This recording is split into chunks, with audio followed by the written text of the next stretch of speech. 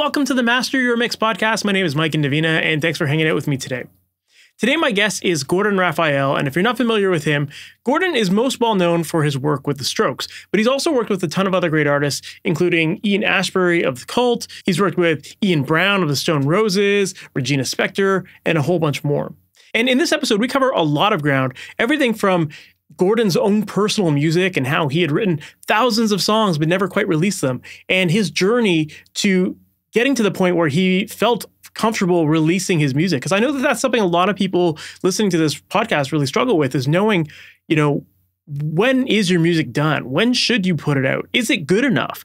Like, all of those questions can prevent people from actually just moving forward with their careers and putting their music out in the wild. And so it's interesting to hear Gordon's perspective on that. So if you're someone who's been sitting on a bunch of songs and you're not quite sure if you should put it out, if they sound any good, I think you're going to really appreciate what Gordon has to say in this episode.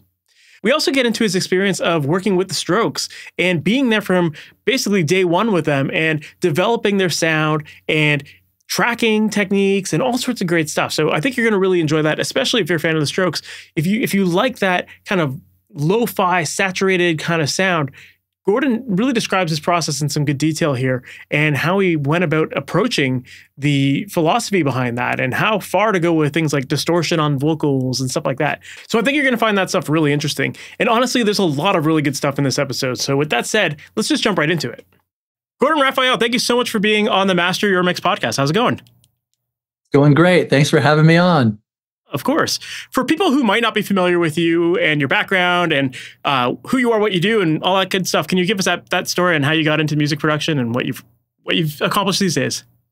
Well, now I'm mostly known to be a music producer, but of course I started playing music, played piano since I was 8 years old and joined rock bands starting at 13 years old and was in probably 50 rock bands and traveled and even had some success in the grunge 90s because I lived in Seattle and everybody got signed and we toured the US and Tokyo. We went there one time.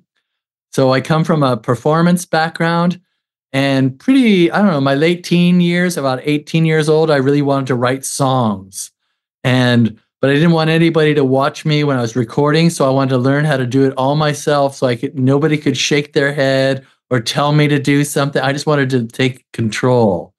So it was a long trial and error process. I just sat down and figured it out using a 4-track reel-to-reel, an Echoplex, a phase shifter, some synthesizers. I'd already had a little hint that I could do stuff with electronics because I had synthesizers at a pretty early age. And even though I didn't know the technical explanation of what was going on, I understood it and I could create sound. So that was my first hint that, well, these are wires and controllers and recordings the same way. I could apply some of these theories. And that's basically how I got into it. And it wasn't till a couple decades after recording that other people asked me to do their music. And that's when I kind of crossed over to being a producer for hire or a professional producer. And yeah, that's my story in a nutshell. Love it. So it was all self-taught then. Yeah, pretty much so. Trial and error. With the tape recorder, I'd record something and then I'd accidentally erase it because I forgot to switch the input. I had every kind of learning curve jumping to do, and switching over to computers was a whole nother thing. And I was really late to join computers. I had this bad philosophy in the 90s, like, what? You're going to watch TV and play music. You're just joking. I just was like adamant against it. But once I got my hands on like 32 tracks of audio, oh my God, I could be like Michael Jackson. Before computers, only people like him could do 2 machines sync together to get all these tracks. And it was like really great. I loved digital very quickly. That's awesome. I love that. You mentioned that it was like decades after you started that people started knocking on your door asking you to make music for them. Was that ever like a thing that you even considered in those early days, that like, maybe I'll have the skills to be able to do this one day? No, never thought of it. I thought nobody's ideas are as interesting as mine. Why would I want to spend my time with that? And then it came to crucial moment in New York City at the end of the 90s, like right at the cusp of 2000. And I was going, oh my God, my rock star days are over. I don't have any money. What am I going to do? Where do I apply at the grocery store? And just then a band came up to me and said, we heard you can record stuff. You want to record our band? Okay, yeah, that sounds much better than working at a grocery store. And they liked the way I worked, and their musicians called other musicians. And within a few months, I basically had people coming down to my studio in New York all the time doing little projects. And that's how I got the kind of going as a producer for other people. Love that. Yeah, it's funny because it's like, you know, a lot of people listening to this start in the same shoes as you. Like they're just trying to record their own music, and you know that's all they want to do. And then I think a lot of people, they fall in love with the process of it. They develop their skills to a point where like you can actually monetize those skills if you wanted, and you can just do more of this if you just put yourself out there. Do you think it was like, were people finding you as a result of like your portfolio that you just had to release at that point, or like how do you think people learned about you? I didn't have anything. I had a studio with killer gear, like a small studio near Chinatown in New York with like Avalons and Neves and really good speakers and a state-of-the-art computer system for 1998, you know. So, and also I had a band together, and I was always associating with musicians, and they kind of liked my sense of humor, and they thought I was cool. And then when they saw my studio, they go, oh, wow, you think we could record here? Like, you know, here, and I show them something I recorded, you know, whether it be 10 years before or that week, what I was working on. And, oh, wow, that's kind of interesting what you're doing, you know. I was always really pushing the envelope ever since the beginning of, you know, with my synthesizer, trying to make unusual sounds and recording with unusual effects and strange processes with delays and phase shifters and different side, and trying to stuff as many tracks as I could on a 4-track, you know, and distorting things that shouldn't be distorted. I was always just kind of trying to go for something unusual and unique, I guess. And people started liking that, and it word of mouth. That's very cool. Yeah, it sounds like, because I'm always interested in how people get started. And especially in your case where you said you had no portfolio, you know, like it sounds like really it was the networking that got people through the door. And then they saw that you were capable of doing it and your skills were there.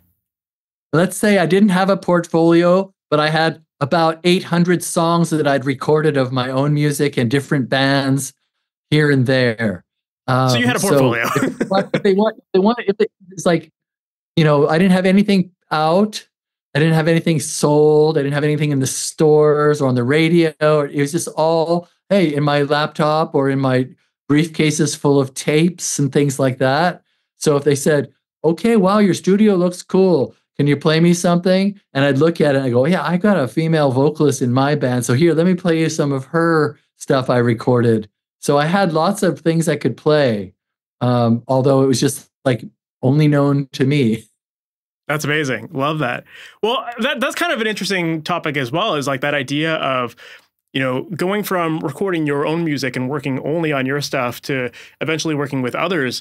Did you feel like there was a learning curve there as far as like working with other musicians or coaching them through the production side there? I don't think there was a learning curve, because I was very creatively fluid with the recording process, even digital by then. And I had billions of ideas.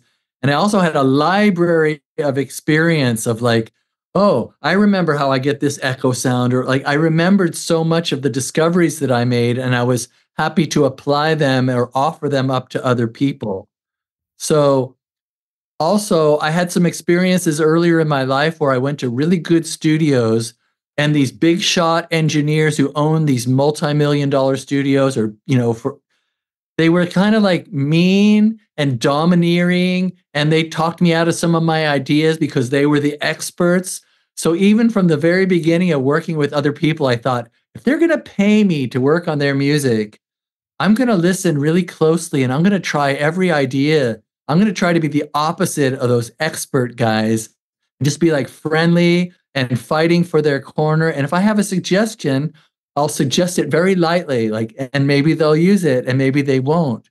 Because I also had this realization that when I want to be 100% in control and have the Gordon Raphael sound, I have hundreds of songs. I've written them. I can do it anytime I want.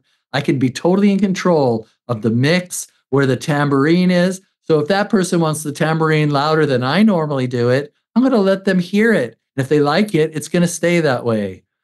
So that was a very interesting transition to suddenly become very interested in helping people and being friendly rather than being like haughty and an expert in any way. I love that. Yeah, it's a cool perspective to bring to it. And I feel like one thing I hear a lot from home studio musicians is that like they're super critical of their own music, and like they get very in the weeds with it, and it can be hard to know when something sounds good or is ready to release or whatever. But whereas like maybe working on other people's music, it's a little bit more freeing in that sense, because like you're not as married to the music. Did you feel the same way? I think that in the 20 years I had been recording, I got over the hump. I got over the hump where, like in the early days, maybe I'd record something, work really hard, and then come back the next day and go, that doesn't sound good. I don't like that. That might have been something in the earlier days. But there was a crucial moment where I had this realization, or this crossed over a threshold to where if I think it sounds good, I'm going to think it sounds good tomorrow. It's like there wasn't a problem anymore. So it was more like dialing in the sound, dialing it, there it is. And I know when it's good. The other person I'm working with might disagree with me, and then I have to adjust it further for their tastes. I don't mind that.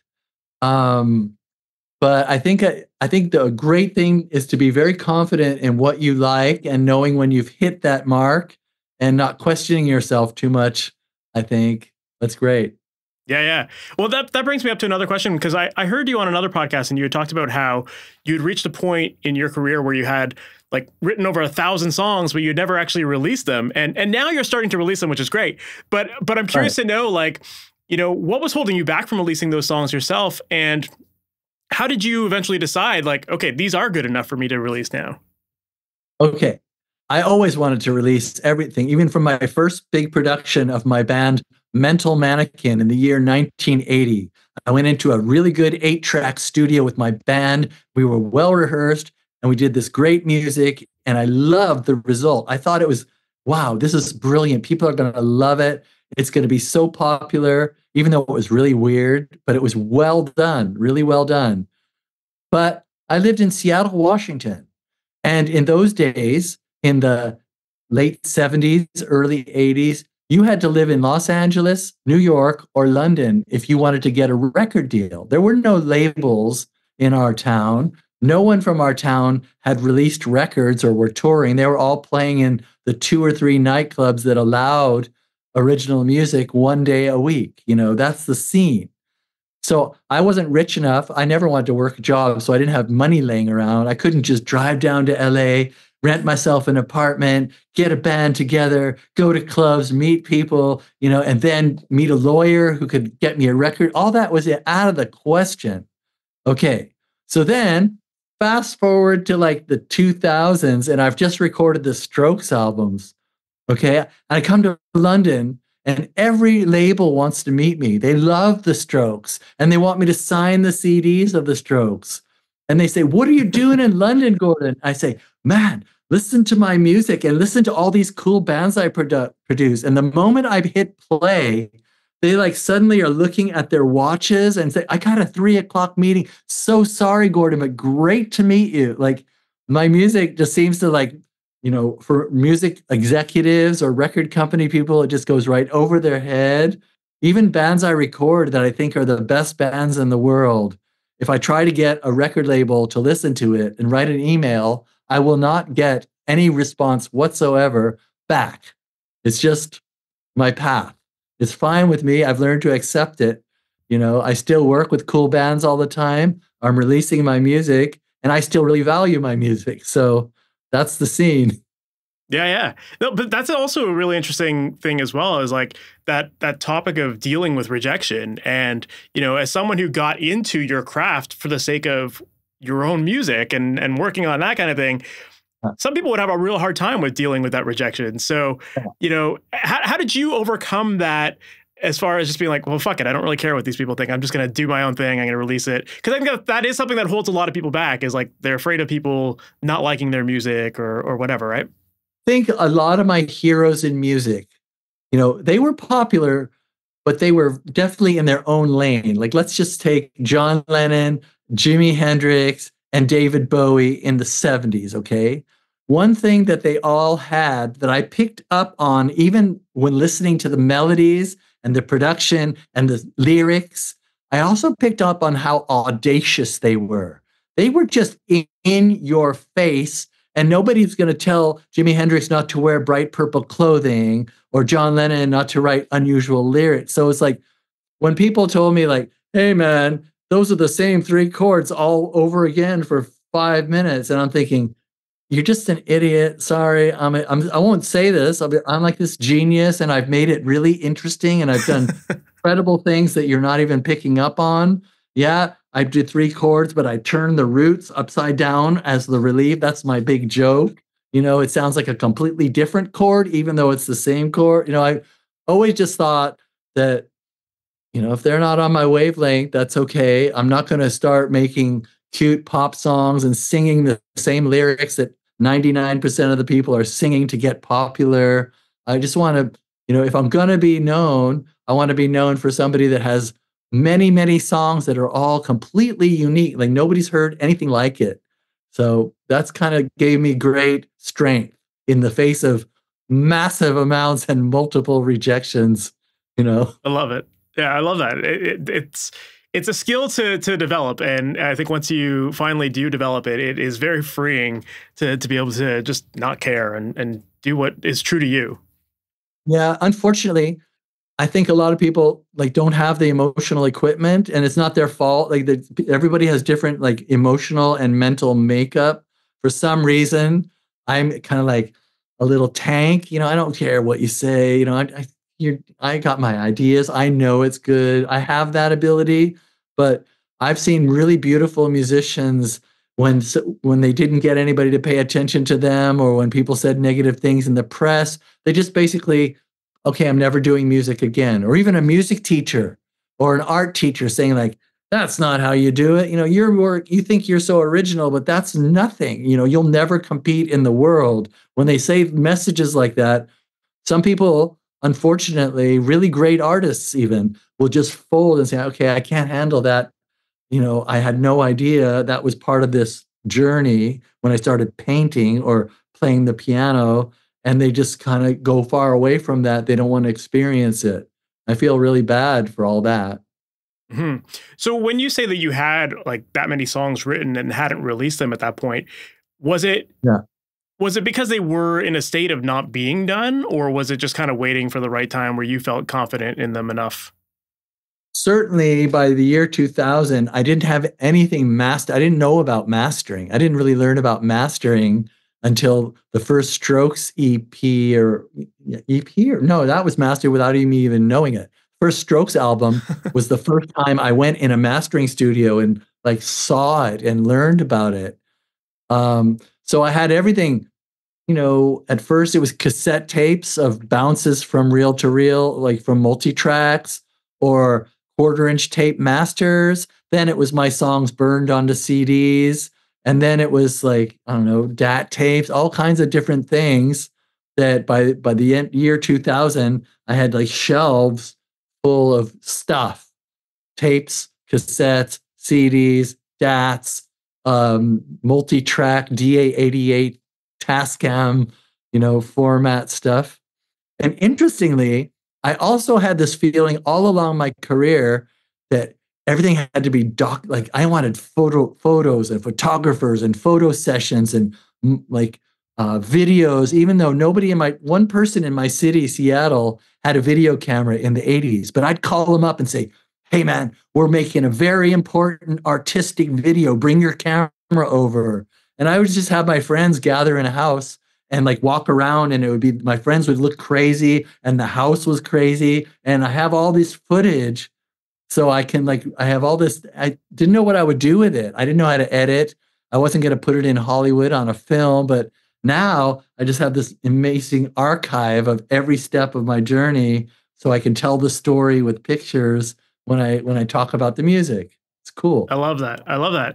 Yeah, it's also really interesting to hear you talk about how like you didn't know mastering until like the first Strokes record was mastered without you knowing. Like, I think that that also says something really cool about your personality and that idea of like being willing to push yourself forward, even if like you're not, even if everything isn't perfect, you know, or if like you don't feel like you know everything, because that's also another big part that holds a lot of people back too, is they feel like they need to know everything. It needs to be perfect.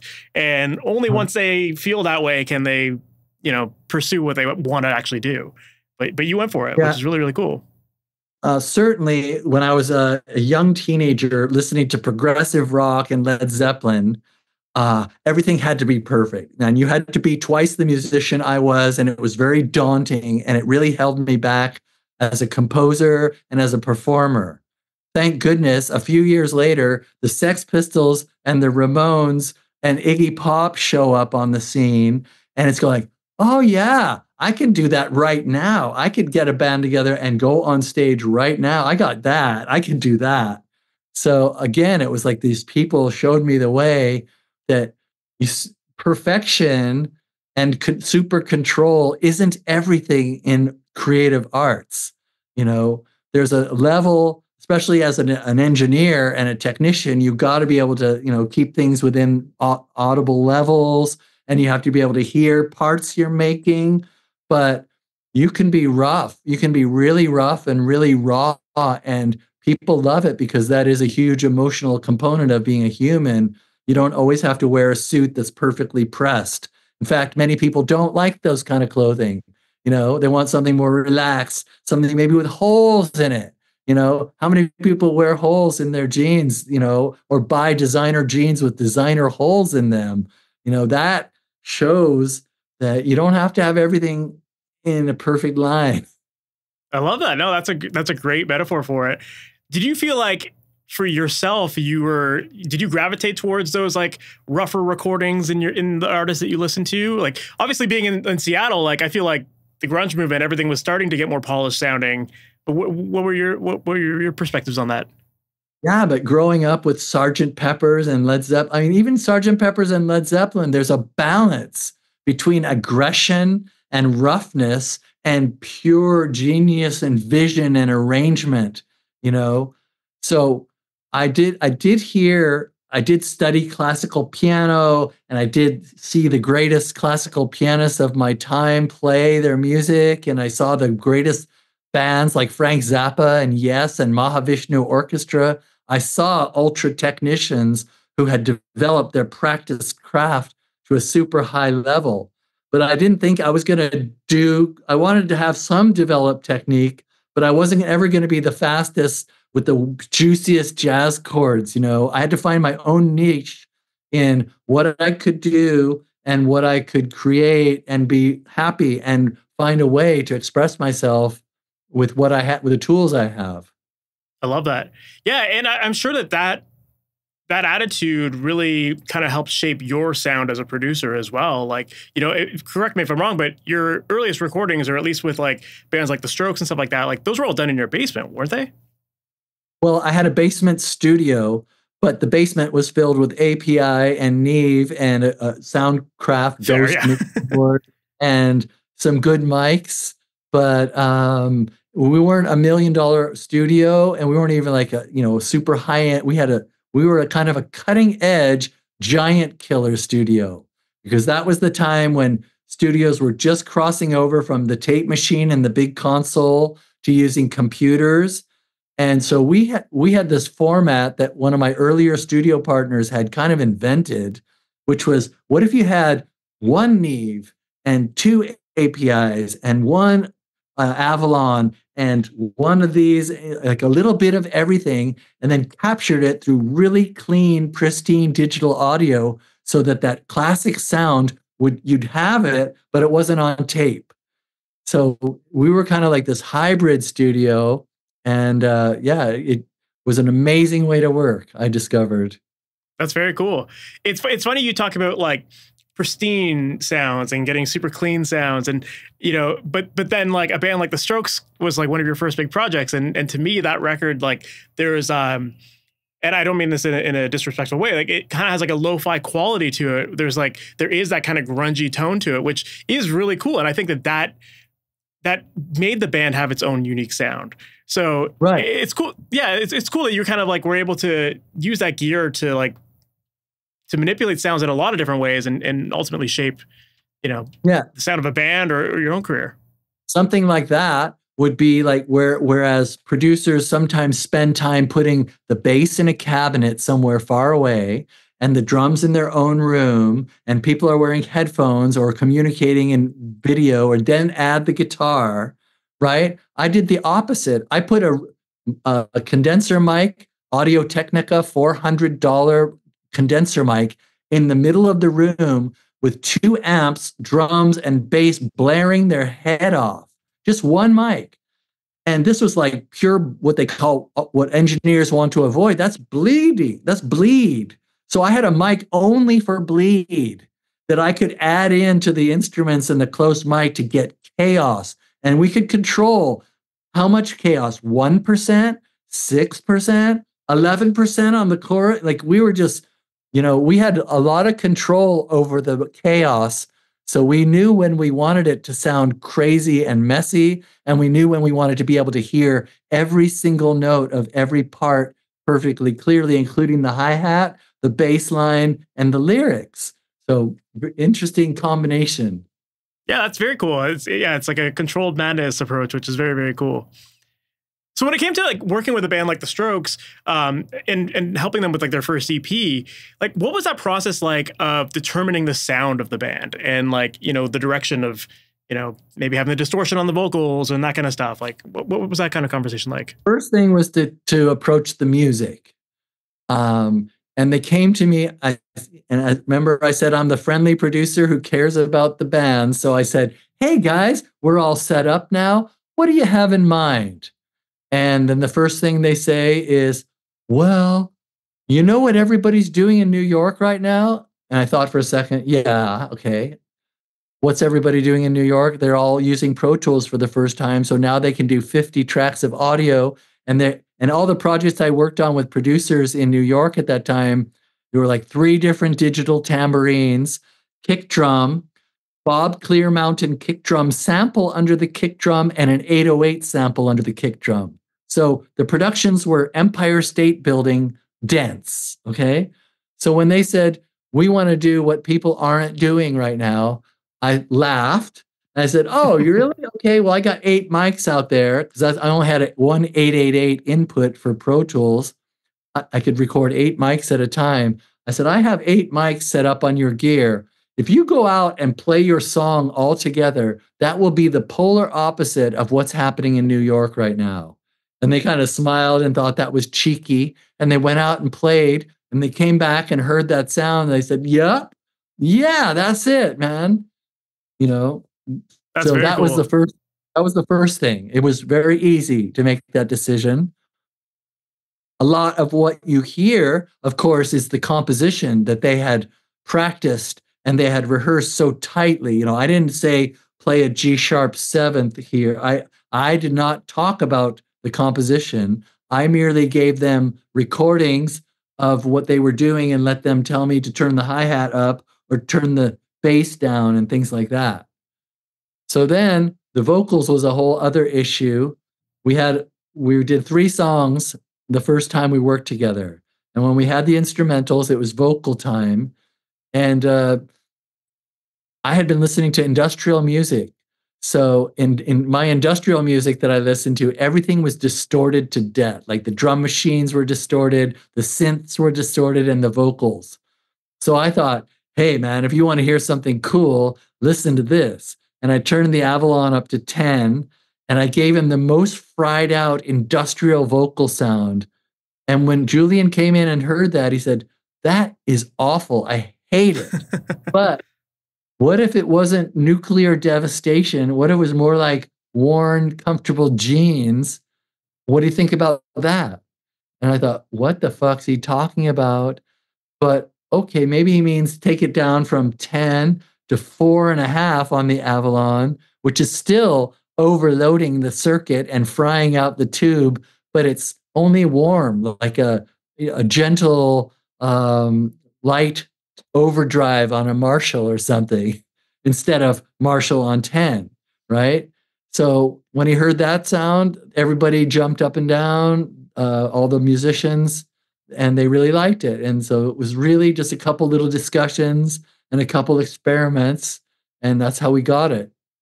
I love that. And that idea just kind of came as a result of your interest in that electronic music that had that distorted sound, right? Well, the idea to take a rock and roll band and fry out the vocals like in a real aggressive, nasty way, that was my inclination. And then it got tempered by the reaction of the band. But they still used my idea, but they modified it to what their idea was, which was perfect as long as they were happy. And I dug the sound, especially with Julian's amazing voice and his lyrics. To hear it through that sound was a revelation from the very beginning, really. Yeah, I love that. So that saturation element is something that I hear a lot of in your productions. And I was curious to ask you about that. Like, is it usually just a result of driving a mic pre on the way in, or is it something you're adding in post? Like, what's your approach to saturation? Well, I guess a lot of the bands I worked with, especially in the early 2000s, they say, hey, like, can you do the Strokes drum thing? Hey, can you do the distorted vocal? Like I got asked to do the thing a lot. So when I produce, I'd rather do it on the way in. And also I always want sounds so that when, if they're testing a vocal, they come in and listen and they say, yeah, that's cool. See, I want it to be right before we record. So every sound has to go through the band. They have to hear a playback. I don't want to try to find it later. I don't like to work later because it takes too much time for me. I'd rather do it now. It takes less time for some reason. I feel like it's quicker and more fun to do it now than to try to figure out later how it should have sounded. Okay. Now, many times these days, since the pandemic, I've been getting people sending me songs that they've recorded from all around the world. Like, that was not a thing before the pandemic for me. Now it's like, hey, I got an album. You want to mix it? Yeah. I got an EP. So I'm mixing all the time. And they might send me something that's not distorted, and then they might say, can you warm it up? Can you put some overdrive on? So then I have to reverse engineer it. But luckily with plugins these days, as compared to early 2000s, there's so many subtle and wonderful ways to really closely imitate the, a mic overload or a preamp overload or a tape overload that we didn't have those at the beginning of digital audio.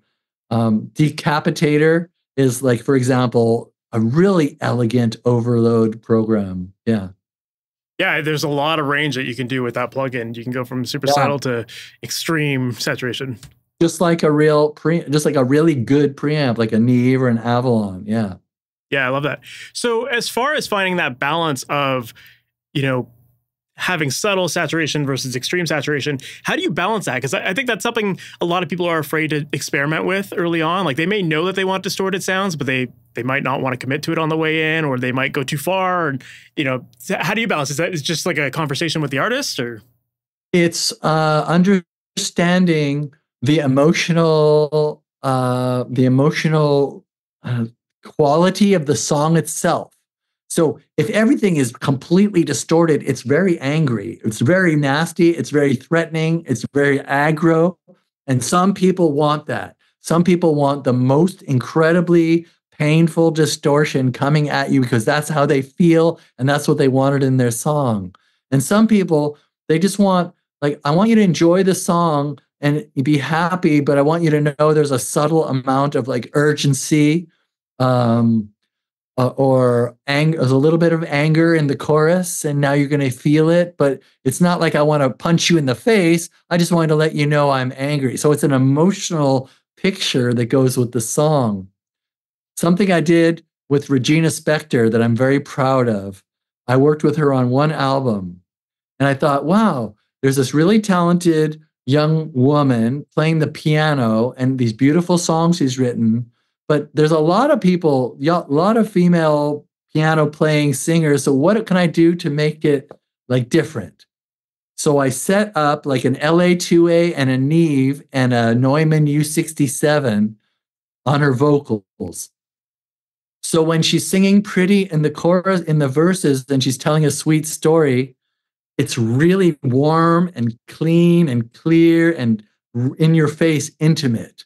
But as soon as she starts to play harder and she starts getting a little bit irritated and aggravated in her chorus, well, suddenly all the needles, even in the, we use tape for that, everything starts to kind of push. And it's like the tape, the preamp, and the microphone and the compressor are all joining her to show that she's getting more intense now. You know, she's starting to yell a little bit, and we are too. We're straining and we're causing a little bit of like our own addition to this mood. That's very cool. Do you feel like she played into that? Like, was she listening to that on her headphones as it was being recorded, or? If I remember correctly, she didn't hear headphones. She didn't hear headphones. She did like the sound because, as I said, we were not distorting any. We were just like, I was using very cool, great equipment, but it was a little bit pushed. I have noticed that she's never gone that way again. But at the time, this was her first outing, I think, in a studio with a producer or something. But at the time, she liked it. And I certainly like it a lot. Yeah, I think that's a really nice touch. You know, it's like it's letting the equipment be part of the performance as well. And sometimes that is a really cool approach to tracking and getting some cool character and making it sound interesting, you know, not just the same generic clean stuff that we always hear. So I definitely not just one thing all the way through. Yeah, that's really cool. Yeah, kind of the song evolves as the performance evolves too, which is very, very interesting. Right. Yeah. One element of your productions that I wanted to dig into as well is your drum sound, because I think you do a great job of capturing like really tight, dry sounding drums. And it's very opposite from how I like to work. Usually I'm like all about big sounding drums. I love like big stuff, but I also really admire someone who can get a good, tight drum sound. And so I'm curious to ask you, like, you know, what's your typical approach to drums and capturing that tighter kind of sound? In the early days where I was working with other bands, the Strokes hadn't existed yet. And people were still kind of coming out of the 90s with big, big, big sounds. And it was like really rocket science. It took me a long time to be able to, when all the layers of guitars were on and the basses and all the vocals, where's the kick drum? How do you get it to come out? How do you make drums sound big when there's layers and layers of stuff over it? Like, I worked really hard on that, and I finally got it. And then the Strokes come in my studio, and I show them a big drum sound, and they go, "That's really cool, but turn them down. Turn down the drum." You're kidding. No one has ever said, turn down the drum. I had never heard it said. And they also said, can you take the bass out of the bass? Like, what does that even mean? Take the bass out of the bass? So the first thing happened is I turned down the drums, and I thought, that is really weird, but it's so cool. It's swinging. It's like, it's not a big pounding in your face drum sound, but it makes the music have a different feeling. And then when I took the bass out of the bass and had this kind of mid-range to high, instead of the big pounding, thunderous rock and roll bass, like, it all made sense. It was like, oh.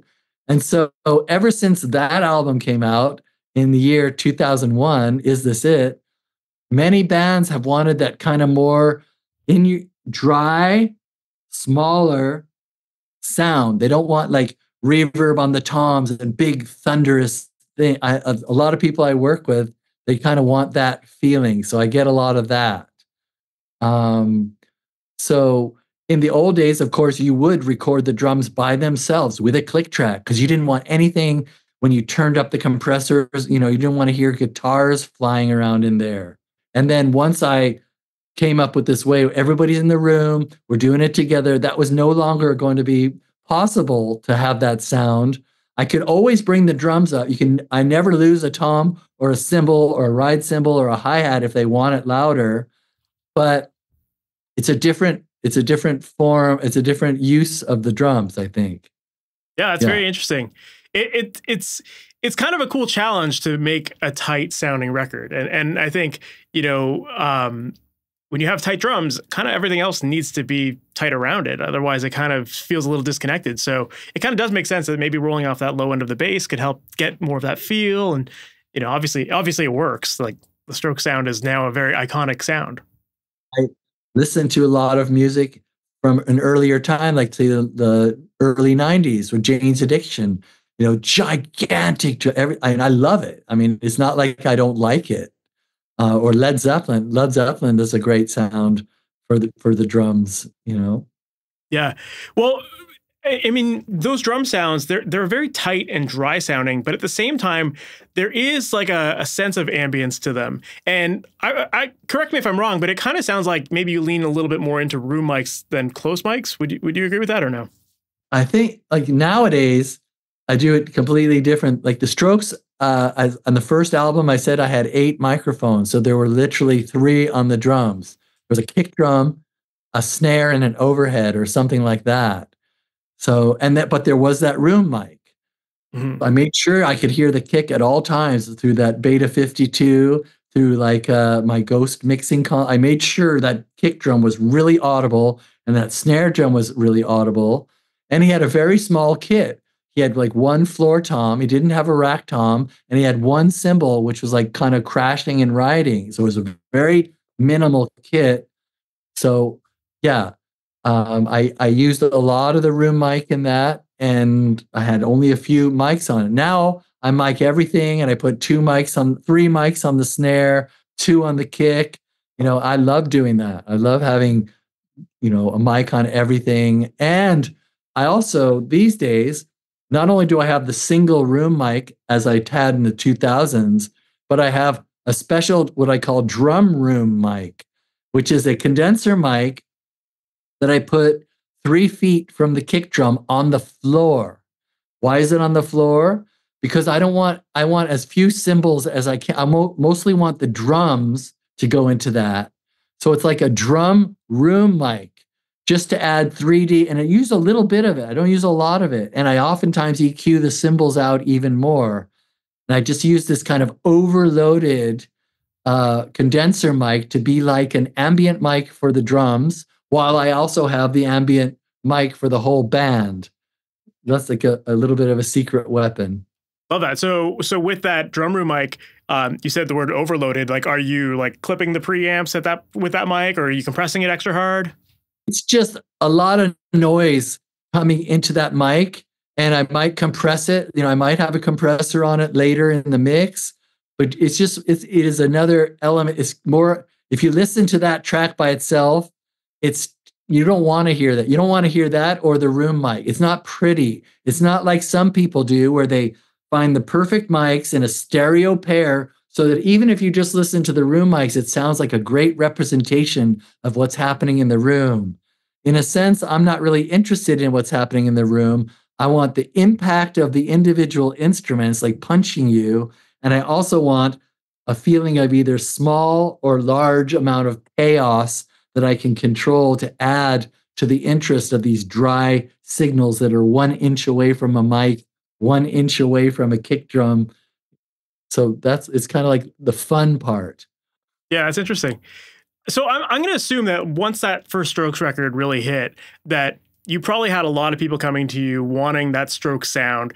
And I'm sure that, a large part of the Strokes sound from what I gather here is that like you were very limited on inputs. And so, 3 mics on the drum kit, that was all you could use. And I'm sure that once other people started coming your way and once there was more success in your career, the gear options probably opened up a lot more, and you probably had a lot more inputs and stuff like that you could use.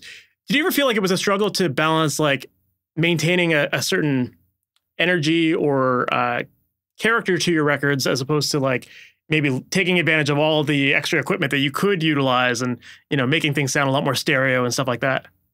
No, I don't really mind too much about the stereo. Mostly in stereo, I like the thing that the Strokes taught me that I also didn't think about really before them was like 2 guitar players one on that side, one on that side. I never really did. I always wanted like chorus the guitar, layer 3 or 4, acoustic over the top. So it's like this really big wall of guitars, and then these guys are playing like 1 or 2 note melodies on 2 sides.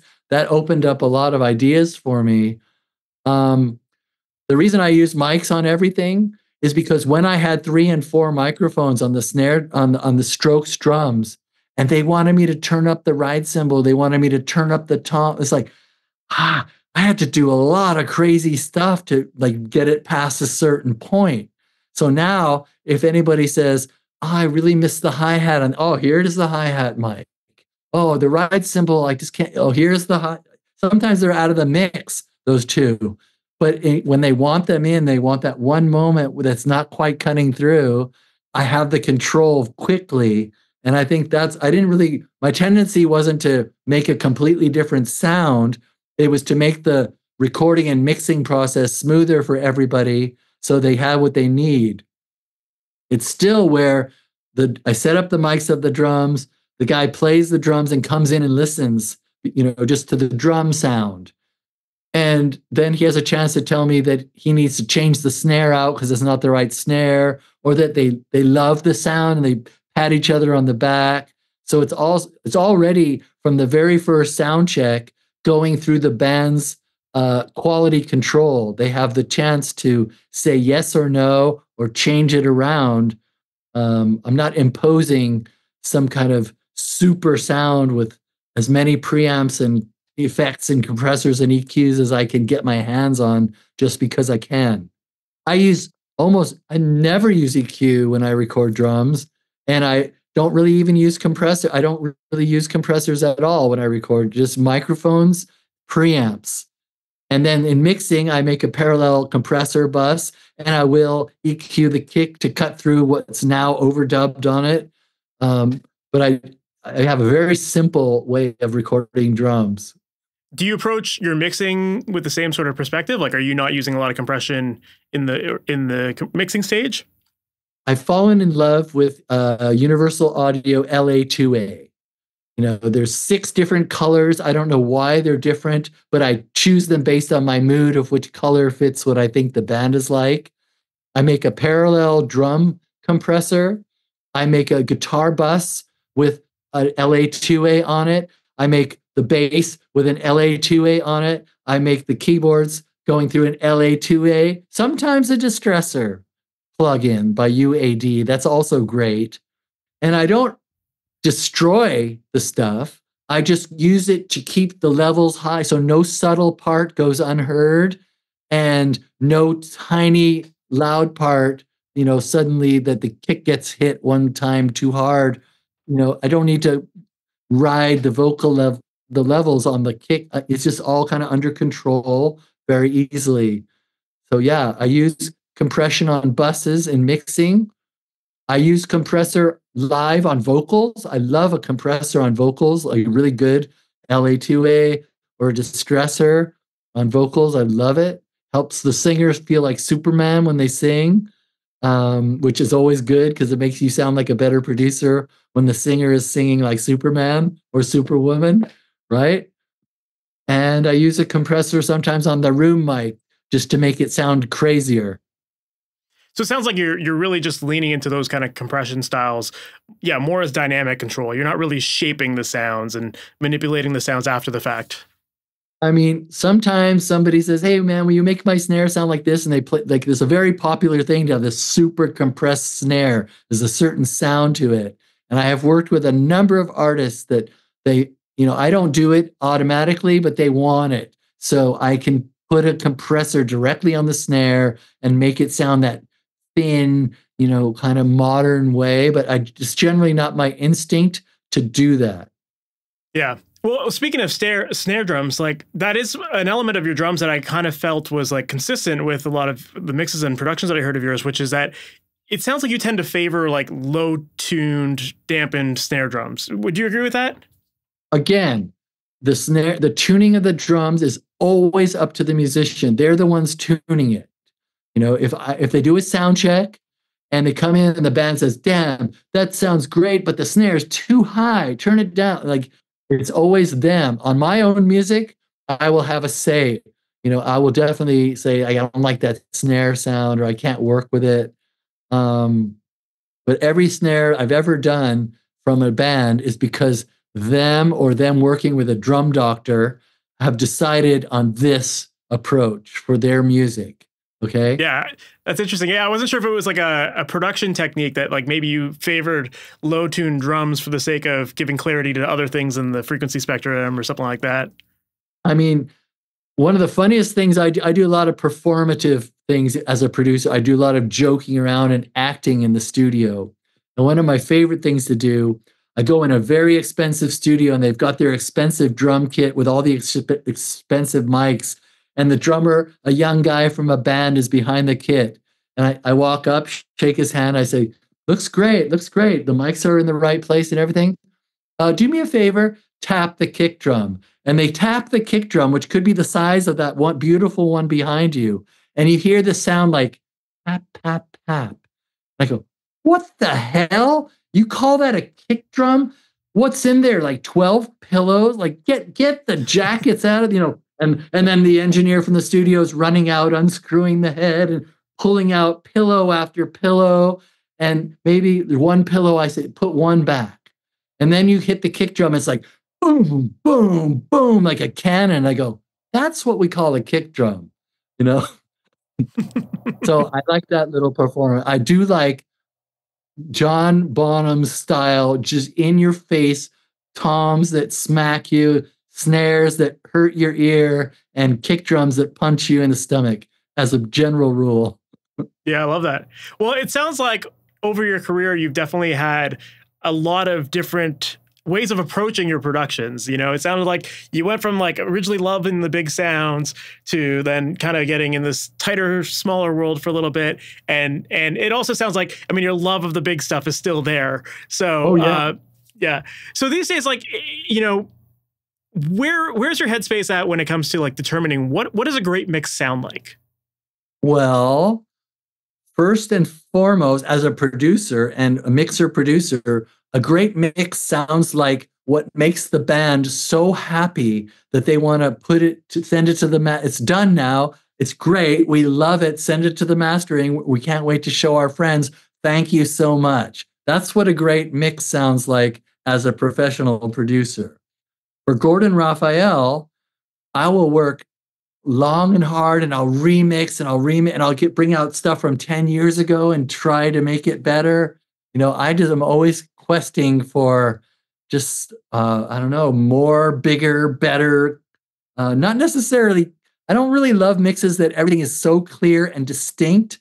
Like there's a big tendency for modern producers, now that we have all the tools, that there's no mistake in where the vocals are compared to the guitar, and it sounds like everything's in its own separate pocket and nobody's having fun, like they're talking to each other from different rooms.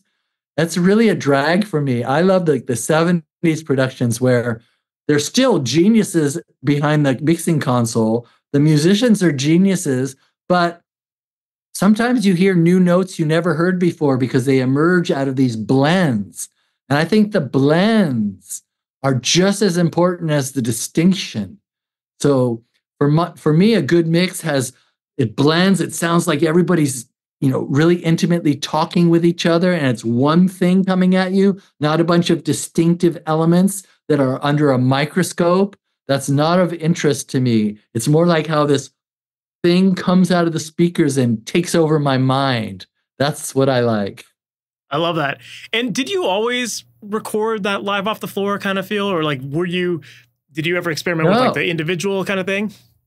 In the 90s, late 90s, 98, 99, when I was starting to become a professional producer, every single drummer and every producer I worked with as an engineer, it was like hours of the drummer playing to first, the band would come in and spend their money to make guitar tracks to a click that they would later erase. So 2 or 3 hours would go by that they're paying for to make something that they'll never use with the wrong sound and the wrong playing. And that was something that I had to get rid of very quickly as a producer.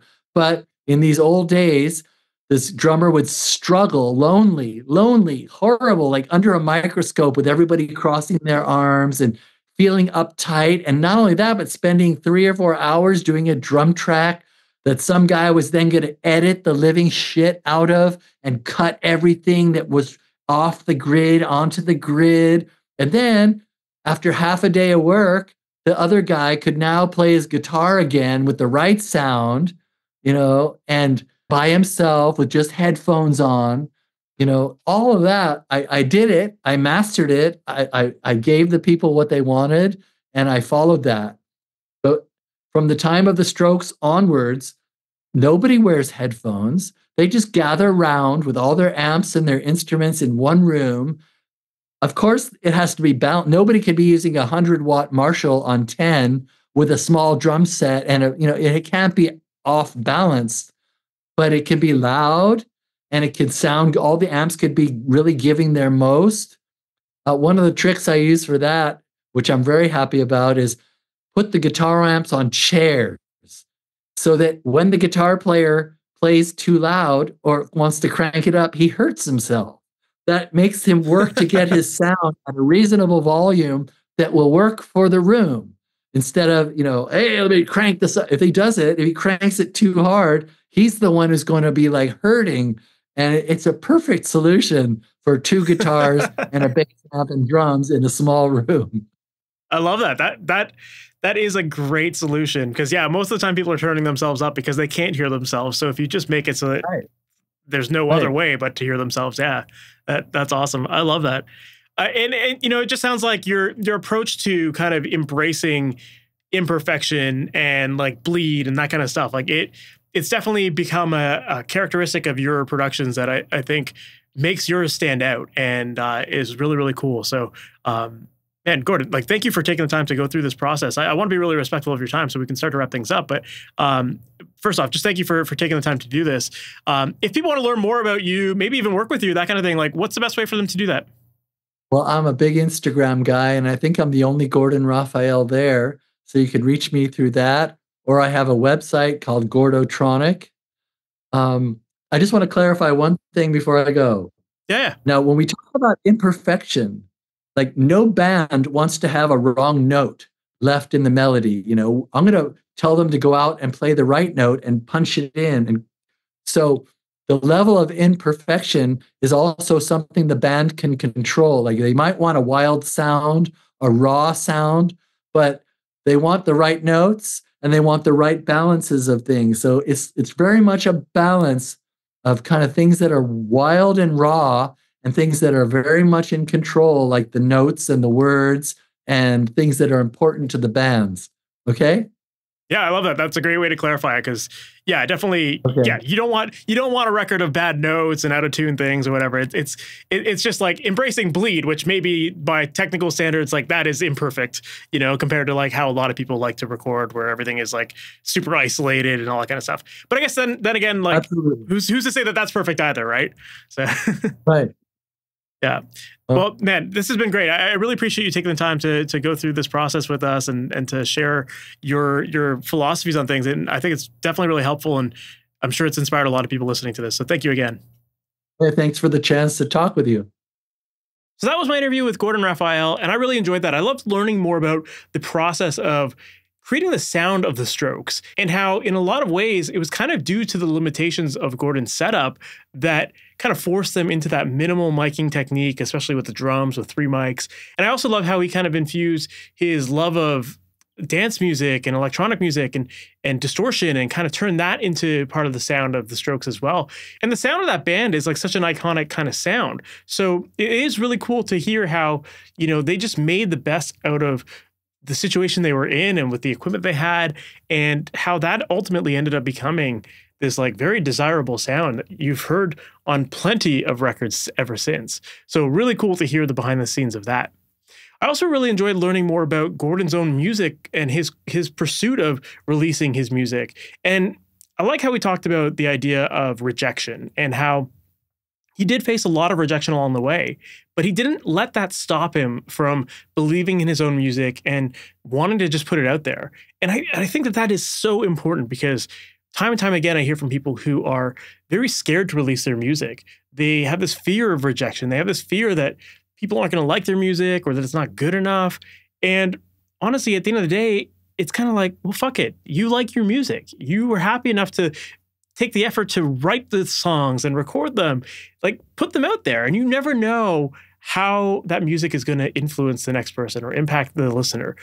Sometimes the things that you have the least expectations for can actually really improve the quality of life of other people and all that kind of stuff. And I've definitely shared my story on this podcast and other episodes before too. So, I just like Gordon's approach of like, well, who cares? I'm just going to do it. And that's what matters to me. And just doing it for himself. And I think that that's what everybody should be doing. If you have music sitting on your hard drive, just put it out there. And I thought that Gordon shared some really good advice for dealing with rejection and just moving forward with that kind of stuff in general. So yeah, I love what he said there. And that said, I know that there's a lot of listeners who are currently in that stage of self-doubt. Maybe you're not sure if your songs sound good. Maybe you're not quite happy with the sound of the tracks as they are right now, and you want to improve them, but you don't know how. Well, if that is the case, then I would absolutely love to help you out. And inside of my coaching program, Amplitude, that's exactly what I do with my students. We determine what is the sound that you're going for, where are your productions currently at, and what can we do to help you cross that finish line and to get that sound that you hear in your head to come out of your speakers. So we arm you with a system from beginning to end, recording, editing, and mixing, everything that's part of those processes to make sure that you're taking the right steps forward and ultimately getting pro results and hearing it the way you always wanted to. So if you're interested in learning that process, getting feedback on your tracks, and getting the advice to take your tracks to where they need to be, make sure to visit MasterYourMix.com/amplitude. And on that page there, that's where you're going to find all the details of the program. And then I'd love to hop on a call with you to learn more about how I can truly help you. So with that said, we've reached the end of this episode. Thank you so much for sticking around to the very end. And I can't wait to chat with you in the next one. We'll talk soon. Take care. Thanks for listening to the Master Your Mix podcast. Please make sure to subscribe on your favorite podcast app and leave a review. If you have any questions or comments for the podcast, send an email to questions@masteryourmix.com. And for more information on how to create pro recordings from your home studio, visit MasterYourMix.com.